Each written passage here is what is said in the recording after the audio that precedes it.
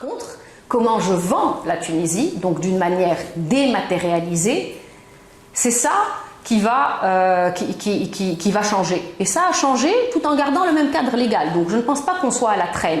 Partout, dans tous les pays du monde, il n'y a pas 15 000 grossistes. Il y a 5, 6, 10 grossistes. Nous sommes un petit marché, nous sommes peut-être 4, 5 grossistes qui sont dématérialisés, qui sont digitalisés, qui sont en train de discuter aujourd'hui avec des partenaires dans le monde entier avec lesquels ils sont en train de se connecter. Donc je ne pense pas que le problème soit là du tout. D'accord ? On n'a pas un souci on n'est pas assez digitalisé, on n'est pas...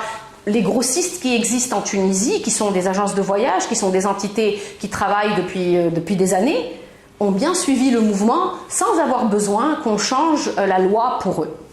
Là où le problème par contre se pose, c'est les moyens mis à la disposition de ces entités qui sont les grossistes en Tunisie.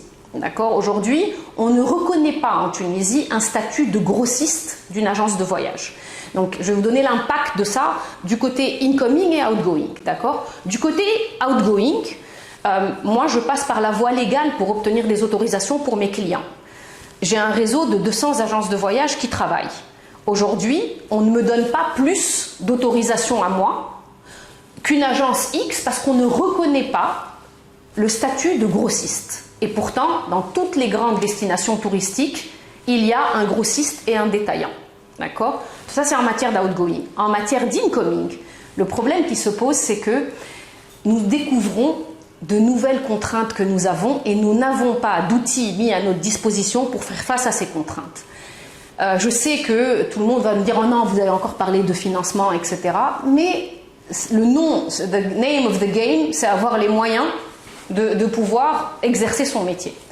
Aujourd'hui, si je suis un grossiste, j'ai de la technologie et je vais me connecter à des partenaires. Ces multinationales, lorsqu'elles commencent elles acceptent de prendre notre contenu et elles commencent à nous adresser des requêtes, c'est un petit peu comme si un tsunami technologique venait et il faut avoir des espaces de stockage et des espaces de serveurs énormes avec des coûts énormes pour entretenir ces requêtes technologiques.